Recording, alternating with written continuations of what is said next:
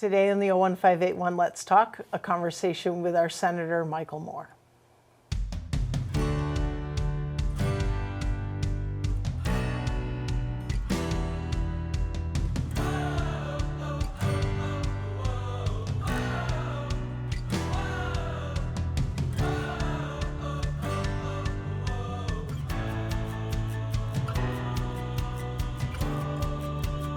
Hi, and welcome to this episode of the 01581 Let's Talk. I'm the host of the show, Shelby Marshall, also proudly serving as one of your select board members. I'm joined today by Senator Michael Moore. He's been a regular guest on the show.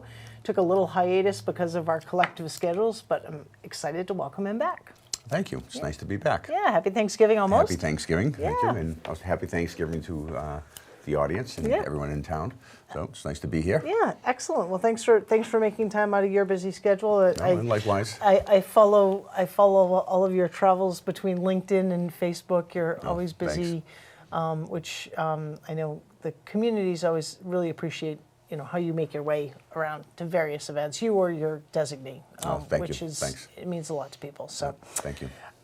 So today, in kind of preparing, it looks like we've got information and updates on economic development and energy. So if you would, just kind of walk our viewers through kind of recent work on the economic development front.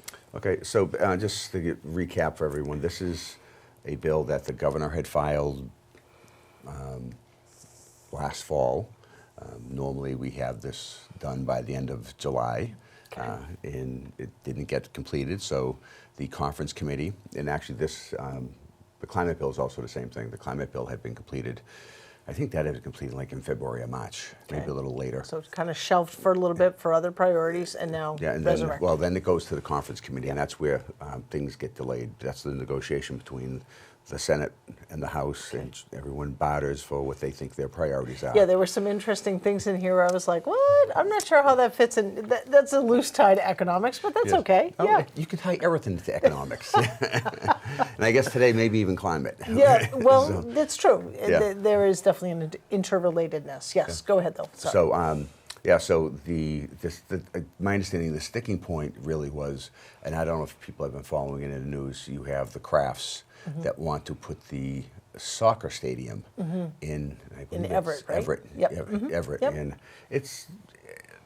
so I guess there was some negotiation between the House and the Senate. The House was holding out. It's my understanding that the owners of the Boston Garden, there could have been some resistance there. They felt there could be an economic impact on them having this stadium in the stadium. Interesting. Okay. Now, the beauty to the stadium being there is it's on the waterfront. It's a hazardous waste site. So the cost of a private developer to come in and do it is really the only way that it's going to be developed. The state is not going to be able to come in there and do that. What was that site? Actually, I'm not really sure. Yeah, I don't know if it was an old refinery or something. Okay. But by doing this now, rather than state resources going into, we have a private developer coming in and developing the site. Yeah. And soccer is one of the most popular sports around the world, and maybe we'll see it catch on here. And and I noted that so first of all, the stadium, just while we're talking about that, has to be all privately funded, and any public infrastructure build out, which is natural, you would expect, requires matching private funds. So I think that was kind of an interesting element to this, that understanding that there's probably a public element to this, and the state will benefit, right? Yeah, the state and the economy, taxpayers will. Tourism, etc. Right? So, and if you play this out to, if we want to look back to when Foxborough was done, when Kraft first bought there was no public dollars used for the stadium. There was for the water or sewer in the public ways, and the same thing if you look at Polar Park in Worcester. That was something that the local delegation, was adamant on, that we're not going to use any public dollars, state dollars, to build the stadium. But we did provide public funding for the water, the sewer, the streets, which is really the responsibility of the community or the state. Yeah, and if you've been around the Polar Park area, I mean, this is one person's opinion. You've been down in Foxborough. I mean, Route 1 in Foxborough used to be a nightmare, right? Yeah. You go down there now, the roads are beautifully paved, Yep. they're marked, they're well. I mean, so there is a greater public benefit Yes. when these projects come forward. Now, I don't know if everyone would agree with you that for the old Kelly Square, Yeah, well, what they call the peanut now, because of the shape of the island in the middle. Yeah, yeah. If that's any better as far as traffic flow, but can Kelly Square ever be really ideal? Yeah, I miss the like- old intersection. My father would take me and my brother and sister. Yeah. We'd go through there when we were first getting our driver's license. Oh, God. And I took my kids there, and it was like a kind of rite of passage. And I can remember my daughter one time saying, "You're taking me through there again." Yeah. And I was like, "Listen, if you can navigate through here, you're ready." Yeah, it is. That's not a place I frequent. Yeah. Even with the improvements. Okay, so So- the soccer component was very much a part of Yes, all I of guess this. that was a big Yep. part of the negotiation Sure. on why this was being delayed. Yep, got it. Okay. So some other parts that we have, and this was actually an amendment that we had filed in my office. Mm-hmm. Yes. And was protecting elections from deepfakes. Mm-hmm. Now, if people remember back in the primary, there was the AI artificially generated phone call of President Biden up in New Hampshire, Mm-hmm. Yep. telling people not to go out and vote in the Vote. primary. Yep, I remember So when this was filed in the I remember we talked about it. yeah, so it was timely filed at that point. Sure. Because this bill didn't come out until now, but it does set the precedent, hopefully for the next election Sure. cycle, that we can get something. So And what you would this- intend to? Is it correct to assume you would intend to kind of refile that well, to it's make it the more goal. permanent? The goal right now is the problem with the legislation that passed is that so I'll just read it. Yep. So it's temporarily makes illegal for a person, a candidate, a campaign, or a political party to distribute deceptive audio or visual material, including AI deepfakes, within 90 days of the election. This provision protects against any materials intended to sway a voter's opinion of a candidate, as well as materials meant to mislead the public about the integrity of the election. So the 90-day clause is the part. So basically, with this passing, it expires on February 1st. So 2025, right. So yep. what we need to try to do is, rather than getting the whole law passed again, Yep. is go back and see if we can amend some legislation come through just to delete the 90 days. 90 days, just it's, Right, it's this way it illegal. stays in, yeah. It seems So- pretty commonplace to me that it should be illegal in general. Right.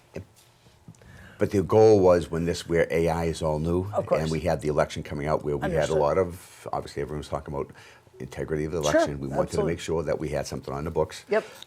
We also did, in there was an auto body labor rates. Mm-hmm. This is an industry that has not seen any or very, very minor increases in what they can charge because it's regulated by the insurance companies. Mm-hmm. So, and the commission was established consisting of the Division of Insurance, the industry, the insurance company, Okay. and they're going to look at the rates to see if the rates are appropriate. So And that these- competitive along with other states and Right. that sort of thing. Yeah. As well as it looks like protecting workers and ensuring that consumers aren't getting exorbitant increases. but also allowing the industry. So part of the problem Sure. is that they're saying they're having a hard time maintaining sustainability because where the insurance companies have held their rates Sure. down so low. Yep. So the question then comes, okay, if the rate goes up, is the insurance industry just going to Right. increase? Who's going to who's going to absorb the that? cost?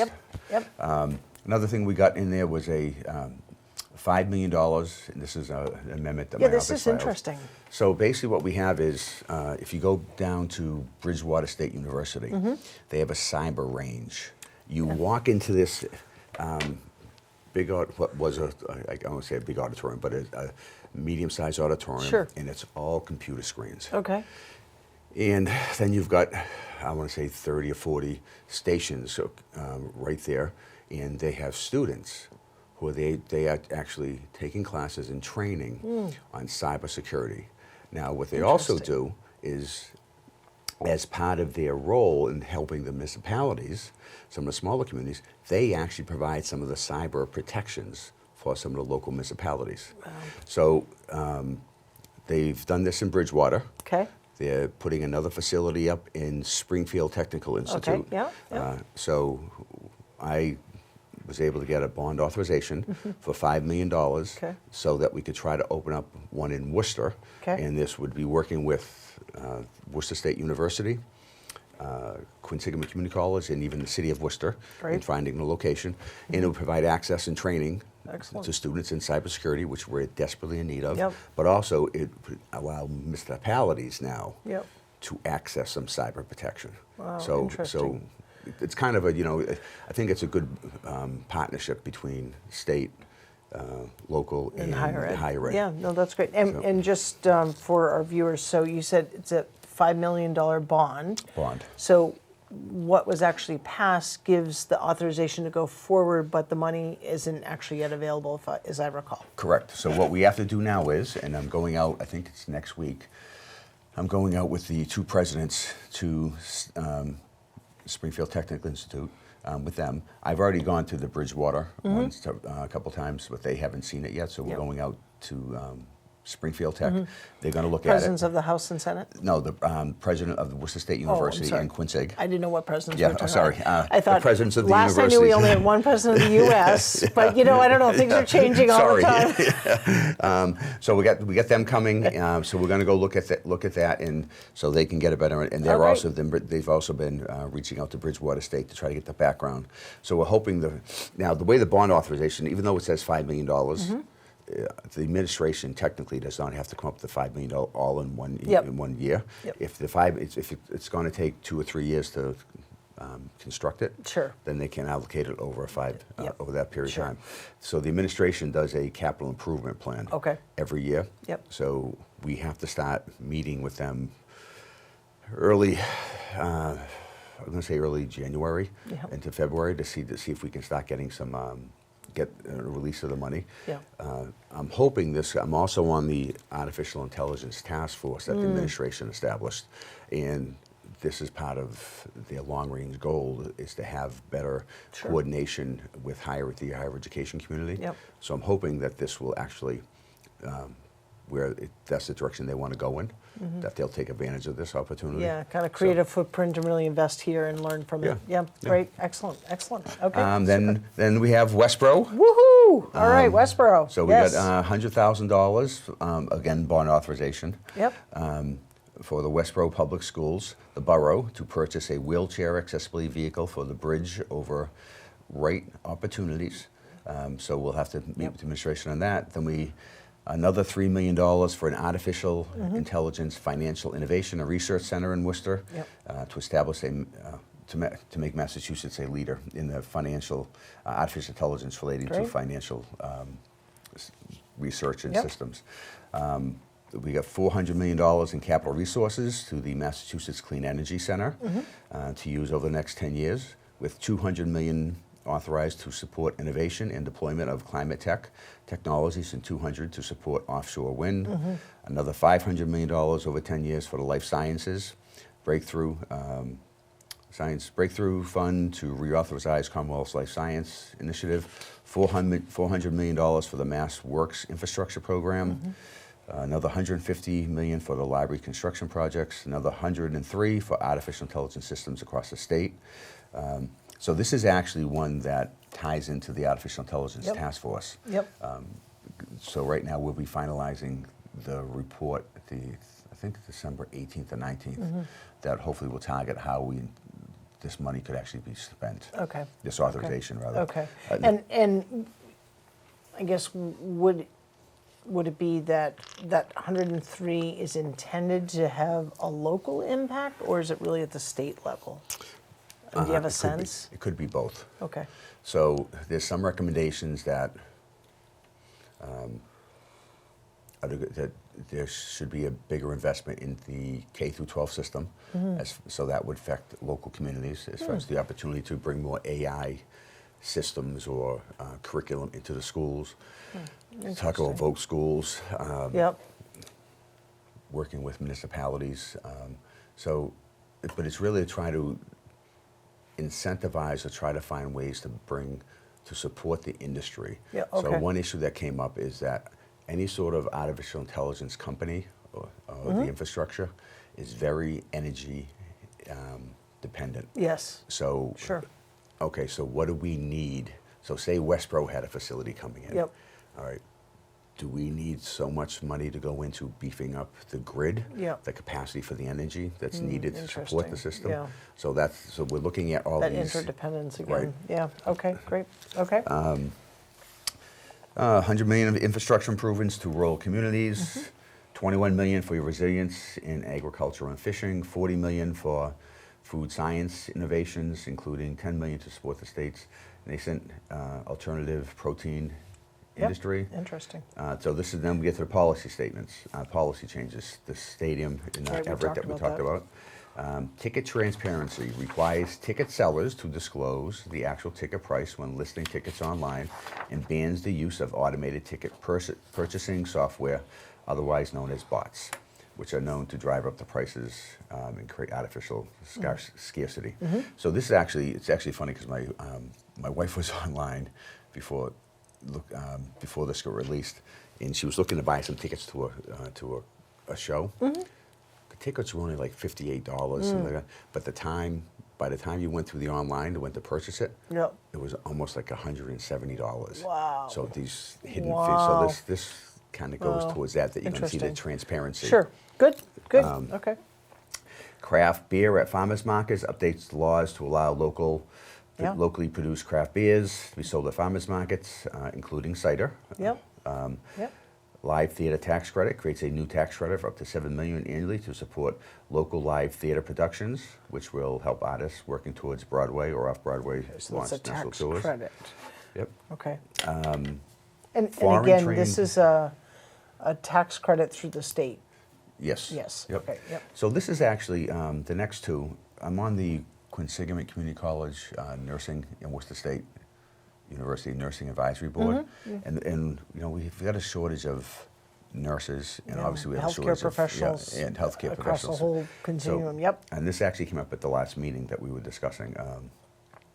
This allows foreign trained physicians, creates a pathway for physicians previously authorized to practice medicine outside the U.S. to practice in underserved regions of Mass. So this will hopefully allow, and I know this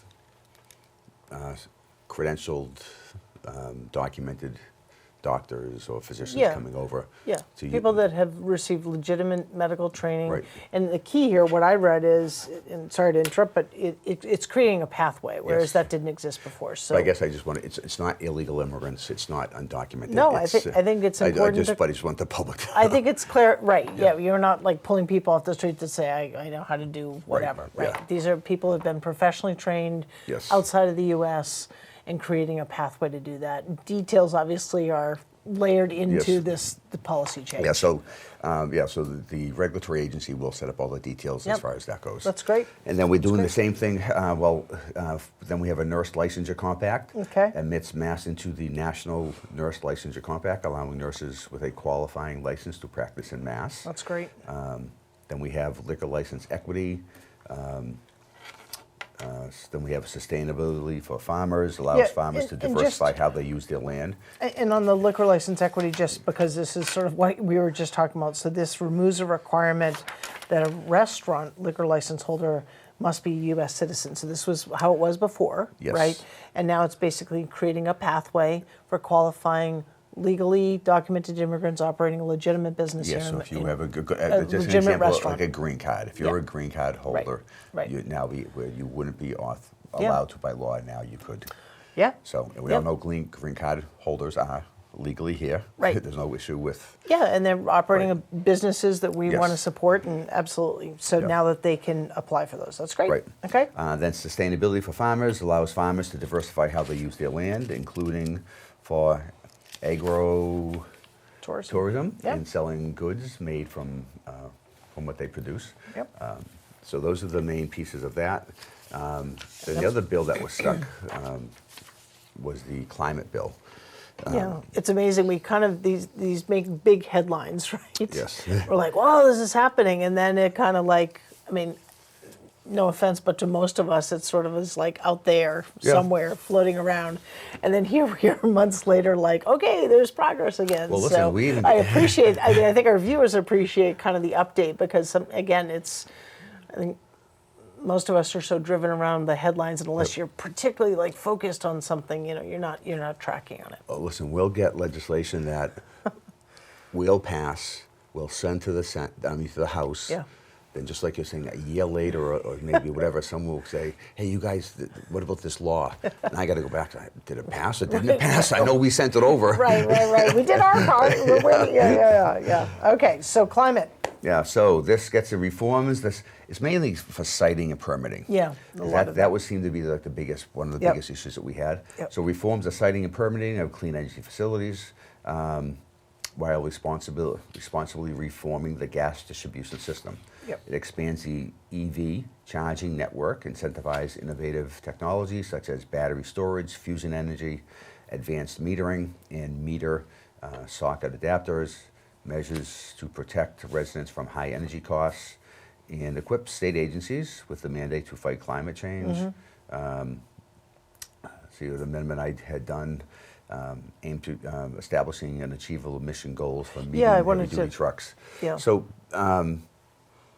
basically, we're still working on this. So basically, we have plans that direct truck dealers to sell a certain percentage of electric vehicle trucks as Right. of January 1st, 2025. A goal, okay, so basically what it is that as of January 1st, 2025, the dealers manufacturers could not sell a fossil fuel truck. And Yeah. truck dealers could not sell a fossil fuel truck. So the problem we have is the dealers were coming to me that people aren't buying and the manufacturers aren't producing enough. Well, and it seems like as well that the again, we're talking trucks right now, kind of heavy duty. Medium to heavy duty trucks, Right. yeah. That the EVs are not performing in the same way as the fossil fuel ones. So you've got this kind of mandate, right? Yep. Carry it on your lot. You must do this. Supply isn't there to provide it, and performance isn't there to match it. So it looks like kind of what you've introduced is looking at reevaluating those plans. Yeah, so yeah. So being that it's January 1 and today is the 27th, Well, so this is what where, happens? again, we're still Like working. if I'm a dealer, right? Or Right. if I'm someone that wants to plan to buy a, commercial truck. So basically what we're looking at is, because this is, the prohibition is regulated by DEP, we can try to do this we can try to delay the implementation of this by regulation. Okay. So right now, just as you were saying, the issue one, we got these vehicles don't have the travel capacity, obviously as diesel fuel or fossil fuel. Sure. The infrastructure of the Charging. charging stations are not there. Right. And even if you had the infrastructure, the charging time Oh, is, yeah. is way too long. Yeah, I mean, and then you get the time is issue money. with and then you get the issue with that no one's buying them. So what are we going to be doing to the economy? Yeah. And we're not going to see, the whole purpose of this was to reduce our carbon footprint. Sure. If no one's buying them and they're Yeah. out there. So the industry's actually come back, and I actually had to meet with them. I met with them about a week ago. They would like to see more emphasis put on the hybrid. Because right now, Sure. and I think it's a valid argument. They're supposed to get me the pounds of carbon that will be saved. Yep. They're saying, look, if we put more of an emphasis on the hybrid truck, we would see a drastic reduction in the carbon emission. Sure. More than this regulation, because no one's buying the truck, so we're not seeing any sort of reduction. Right, and I think I think the reality of it is, to your point. I mean, I know some of the other provisions or the policy changes are around investing in infrastructure, and that's great, and we need to do that, but we're not there yet. So Right. I think and I realize it's like, well, you got to you have to sort of insert a wedge to force change, but at the same time, honestly, it's kind of why I haven't purchased an EV. I mean, I think they're cool and all, but I'm like, I don't want to be dependent upon sitting at a place to charge or wait for that when I can just put gas in my car and be gone in 5 minutes. Well, also the other thing I look at too is it's And the I have cost. we have a hybrid, so you kind of like Yeah. it's a balance, right? And then the cost. When you get a vehicle that's costing you $50,000 to $60,000, Yeah. even if you take in the federal and state tax credit, Right. or say it's down to $40,000, Yep. that's still an investment for someone to make. Absolutely, And yeah. then you look at the added cost and issues that you're bringing up. Sure. So, and then in these heavy and medium heavy duty trucks, it drastically increases Absolutely, the yeah. cost. Right, So, right. so we've been working on that. We're going to try to work with the administration, see if we can get some further delaying Be an of interesting this. one to watch. Would love an update. Thank you. Next Thanks. time, Okay. next time we're here, if there is one to share. Then the other thing we have is expediting siting and permitting, consolidates reviews of clean energy siting and permitting, which will obviously speed the time in, Yep. in those facilities. I also thought it was that part of all of this, and again, I hear this all the time from residents and businesses, but in particular residents of, taxes combined with things that we as a town don't control in terms Right. of, energy costs. And there are some kind of provisions in here around addressing incentivizing gas companies to pursue expansion of climate and cost-friendly networked heat pumps Yep. while still providing consumer protections around pricing. I used Mass Save, and this came up when we were talking with the bill. Yeah. I had used the Mass Save. They came out, they gave me, their Sure. assessment, and so they talked about the heat pumps. Now, I had heard this from other people about the costs. Yeah. Now, you can get I think up to $12,000 to $15,000. Yeah, like some For, sort of for, credit. for Yep, credits. Yep. So I said to them, I said, look, if you're going to send me back a quote for $25,000, don't even waste my time. Yep. Well, what did I get? All right, 25,000. Okay, I can knock off 12,000 Yep. or 13,000 with the tax credit, but it still leaves you with outrageous cost for the heat pump. It's like Well, you can't have it both ways. You have to wonder, as a consumer, having gone through this, the transparency. If I know that someone's getting a Yes. $12,000 tax credit, I'm sorry, it's kind of like Actually, Black Friday sales, right? Black Friday, we're knocking 50% off, but we've increased it, 30%. So, right, like, are you really getting a deal? Well, so if I actually said that to the guy from the company there. I said, look, I'm getting this, so if you're going to send me this, don't waste your time. Yeah. Just it's the same thing. It's like I think it's just a natural reaction of human nature that you're going to think that that's what they're doing. Yeah, and I think again, look, they got to make a profit, all of that, but they shouldn't be doing it just because you're getting, an Taking incentive. that's right. I mean, Yeah. they can, fine for processing fees to handle help with rebates or whatever. But okay, good. Okay. This also extends the electric vehicle program for the purchasing, giving residents more time to qualify for the $3,500 to $6,000 rebate for the purchase of a qualifying new or used car. And that's only for electric, right? Not Yes. for hybrid. Yep. Okay. Then we have in Just there, side note for future consideration. hybrids. Yeah. You know what I mean? Yeah, I'm not going to say it's not a bad idea, but, and this is some discussion some of us have had, because look, I think everyone's for clean air and reducing our carbon print, but when some of these initiatives put forward and we don't have as we were saying, they don't have the infrastructure, Right. Getting some of the colleagues to realize that, we're moving faster than we have the infrastructure for. Right. It's getting the buy-in. Yeah, and I know it would. This one example would be perceived as, well, we're giving back ground we've made, right? Right. But what is that saying? But I'm Progress. If you seek perfection over progress, like it's. But and I'm going to it's go not back at to all. what the medium truck and heavy duty truck people said. Yeah. Look, people aren't buying the Right. electric vehicles. Right. So by going to a hybrid, Yeah. you're seeing a reduction Right. that you're not seeing because people Sure. aren't. That's being realized because people aren't buying the Right, EVs. right. So there is a reduction Yeah, going. yeah. So Well, it would be interesting to see what happens given the new administration going in the White House, and their views on this. My understanding is Trump is interested in kind of eliminating a lot of credits that were previously there for electric, and I don't pretend to know all the at the manufacturer level. So it'd be interesting to kind of see what sort of pivot happens there. Is there a push to recognizing electric isn't the best first place to go, but maybe there's a pivot to hybrid. I don't know. Time will tell. It's going to be interesting because at this point, a lot of it's being industry driven now. Yes, government provided the incentives, or provided the push. Sure. But now that you have the car manufacturers have developed the plants where they are producing these, is it going to benefit the economy or jobs, or if they?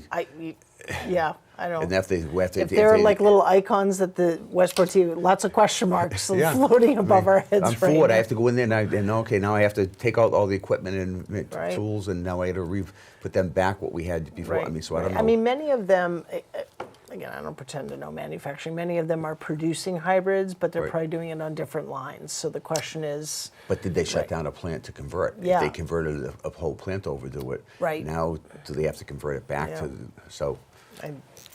I don't know. That's above my pay grade. Yeah, same here. This one's interesting. Fusion energy and battery storage. Yes. So makes Mass the first state in the nation to add fusion energy to the list of renewable energy portfolio. Standard Class 1 renewable energy generating sources position the Commonwealth to be strategically beneficial position as fusion energy becomes commercially available. So there's fusion and fission. Okay. Nuclear fission produces the waste. Okay. The fusion is the one that does not produce the waste rods. Okay. So this is where the looking at the investment in that.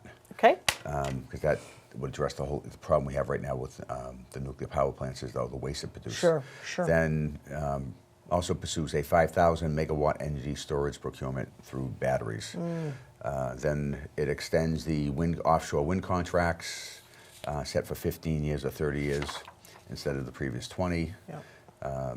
Supporting lean technology, expands the purview of Mass Clean Energy Center to include carbon removal, embodied carbon reduction, and nuclear power.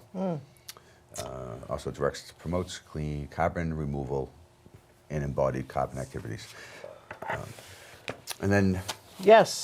just the quick election results. Yes. So we had, let's see, in Auburn, total vote, I don't know why it has Biden here, but,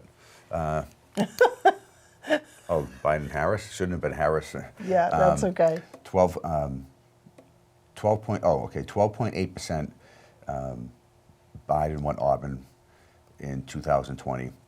2024, Harris won Auburn only by 6.7%. Yep. So that's a 6.1% Swing in swing favor. in Trump. Yep. Grafton, Biden won the town by 27.1%. Harris actually increased it a little bit, 21.7%. Excuse me, no, it went down. She went 21.7, so she went down 5.4%. In Millbury, Biden won by 5.4%. Trump actually won by 1%. So that was a 6.4% swing in Trump's favor. Shrewsbury, Biden won by 30.6%. Harris won by 22.2%. That's an 8.4% swing for Trump. Yep. Westboro, Biden had won 45.3%. Harris won 39.5%. Trump, so that was a 5.8% increase for Trump. Worcester, Biden had won by 38.4%. Harris only won by 27.9%. So that was a 10.5% swing in Trump's favor. Yep. And then in Mass, Biden had won by 38.4%. Harris only won by 24.8%. So that was a 13.6% Trump. Nationally, Biden won by 4.4%. Trump actually won, as we know, the national vote, but he won the country by 1.6%. That was a 6% swing in his favor. Yeah, so without question, the Trump campaign administration put out a message that Yes. strongly resonated Yep. with a slight majority, as we've seen, because now that all the votes are in and counted, with the electoral is what it is, but the popular vote, the margins of his victory are much smaller than were initially thought. Still a majority by a little bit. My takeaway from that is we, the people, and we, the elected, Yep. need to understand what is resonating that reflects that swing and that shift. And we need to hear those voices, and we need to understand, kind of as we go forward as a democracy, which I'm very worried about. That's for a whole other show. Yep. How to make sure that we're not silencing those voices, at the same time not elevating hate and lots of other things that, quite frankly, I find abhorrent about what happened in aspects of the campaign. Yep. So to me, if we continue to be like, this is us and this is, we're headed for a world of, I probably have to bleep out what I'd want to say, a world of mess. So I agree with you, and I had a meeting with the Senate President yesterday for an hour, and this ended up coming into the conversation. And that was one thing I did emphasize to her, that we need to reassess on what we think is important to the voters. Mm-hmm. But also, I've had people reaching out to my office, and some of them are very distraught by the election. Yep. And all I can say to them is, look, if this had been the other way, the other side would be, and we would be telling them, look, put the grievances aside, let's work together. Yep. Try to make, what do they say? Make a lemonade out of lemons. Yeah. But we might need a lot of sugar right now. Yeah. But also also telling them, look, as long as, and this gets into the other long conversation, another show, as long as there are only policy changes made, if those policy changes aren't effective or what the voters want, in 2 years from now, the voters will send a message again. The concern, I think, that we all have to worry about is, as you just said, the structural changes to the government and the Constitution. Yep. As long as those aren't made, Yep. and it's just policy, Sure. those can be changed. And that's reassuring, so thank you. I think what I hear is waste of time. And I understand that that's politics and things kind of ebb and flow, certainly more than they do at the municipal level. So good job I'm glad that's your job and not mine.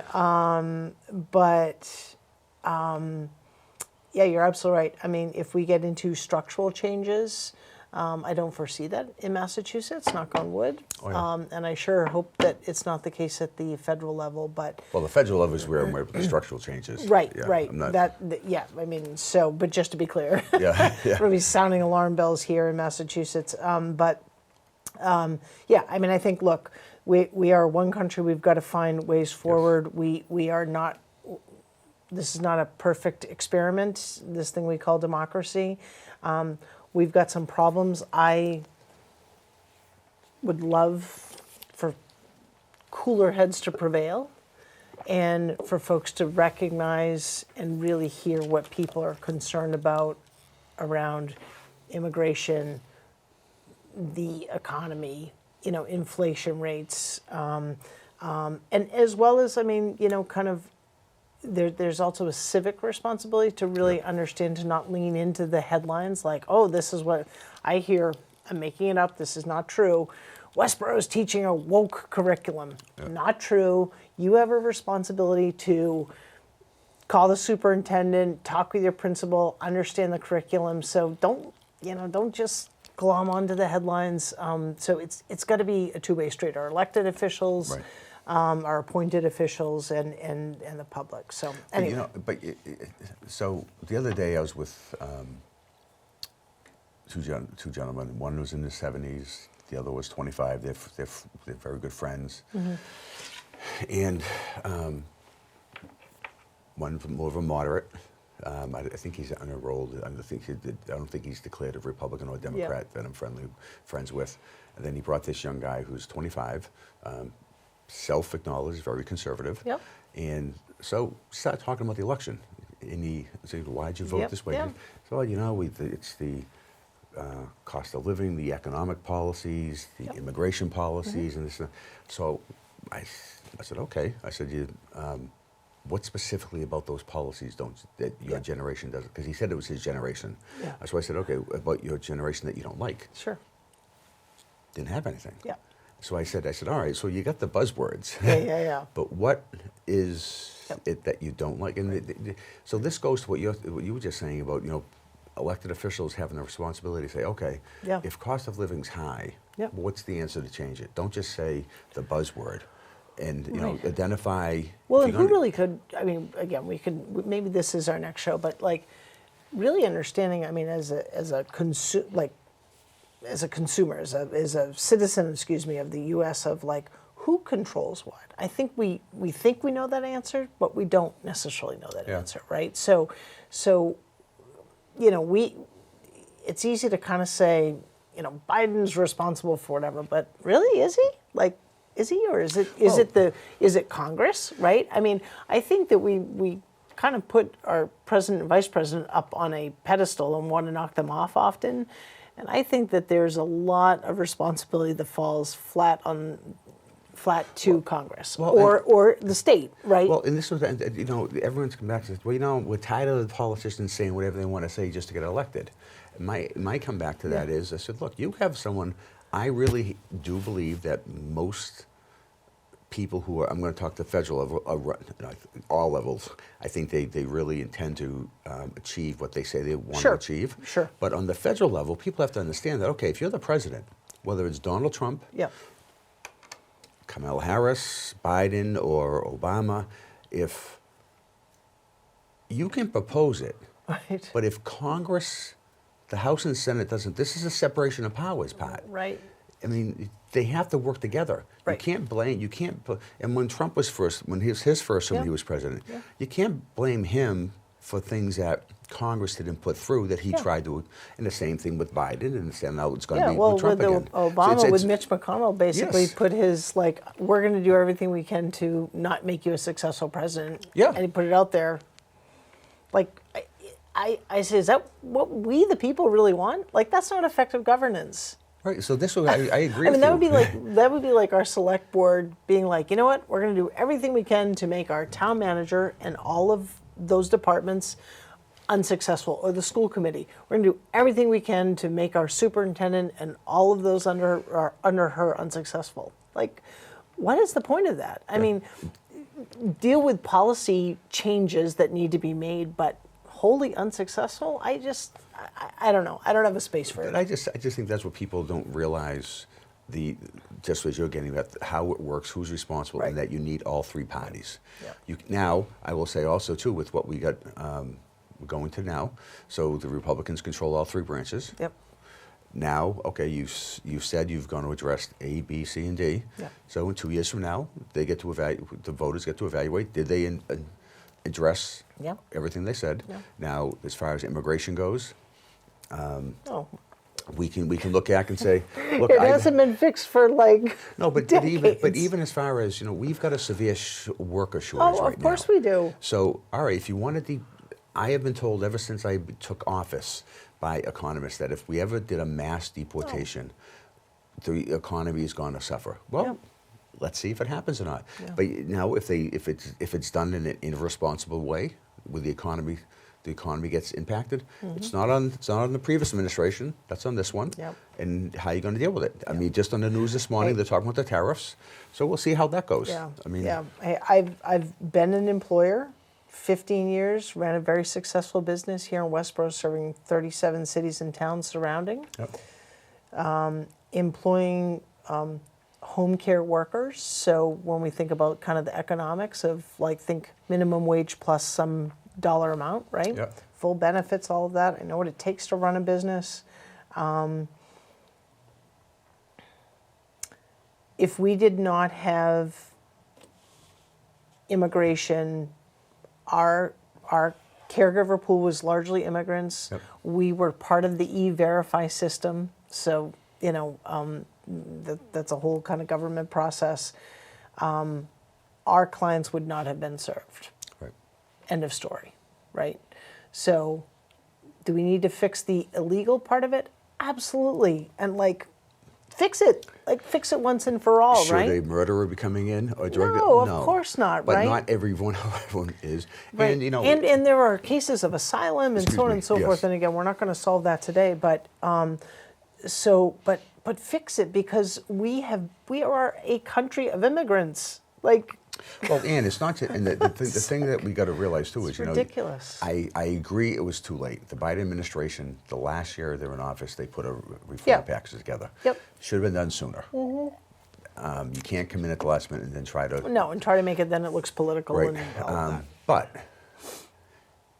just just increasing border security is not. No, of course We've got it. The whole system is overwhelmed. We yeah. need a massive reform of Yeah. the whole system. Absolutely. It's almost like, I don't know, this is probably not brilliance, but it may be. Little light bulb here. If we looked at immigration like we've done with climate change, Yeah. put some real effort behind this. Not just let's close our borders, let's erect walls, let's increase border security. You got to have a holistic look at this. Anyway. Okay. Wow. Happy Thanksgiving. Wow. On that note, happy Thanksgiving. We far exceeded our time We allotment. did, but that's okay. These guys will figure it out. Might be two episodes. I don't know.